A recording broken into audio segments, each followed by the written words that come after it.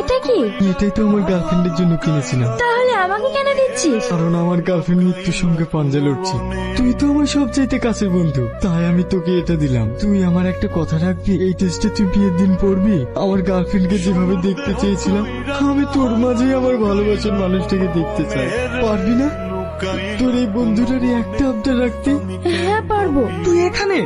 তাড়াতাড়ি শোন। আরে তুই না যার সাথে বিয়ে হচ্ছে সে আর অন্য কেউ না, কিছুদিন আগে তুই না আব্বা যে কোম্পানির মেডিসিন সিজ করে দিল সেই মালিকেরই ছেলে। এই বিয়ে কোনো ভালোবেসে হচ্ছে না, পুরো ষড়যন্ত্র।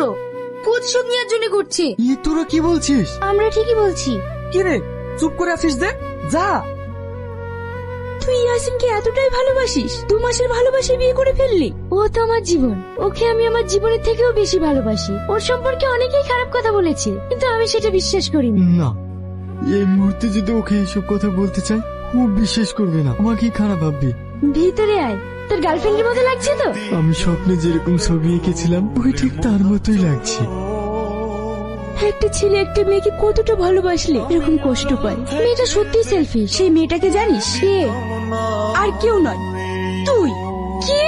এতটা কাছে থেকে তুই ওকে বুঝতে পারিসনি? আরে একটা ছেলে দূর থেকে একটা মেয়েকে কিভাবে দেখছে, আর তুই এত কাছে থেকে বুঝতে পারিসনি? ছি!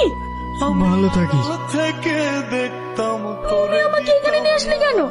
এরা কারা? আমি তোমার শ্বশুর বৌমা। এটা তোমার আব্বা? হ্যাঁ হয়ে পড়েছে। ওর বাপ যাকে জেলে ঢুকিয়েছিল তাই আমার আব্বা। প্রত্যেকটা দিন প্রতিশোধের আগুনে চলেছে, তো অপেক্ষায় ছিলাম এই দিন। তার মানে তুমি আমার সাথে? তোমার আব্বু মার সাথে কথা বলবে না? ওই দেখো তোমার আব্বু মা তোমার বংশকে আমি নির্বংশ করে দিয়েছি। বংশের প্রদীপ জ্বালানোর জন্য একজনও থাকবে। কাঁদিস না, আমি থাকতে তোর কিচ্ছু হবে না।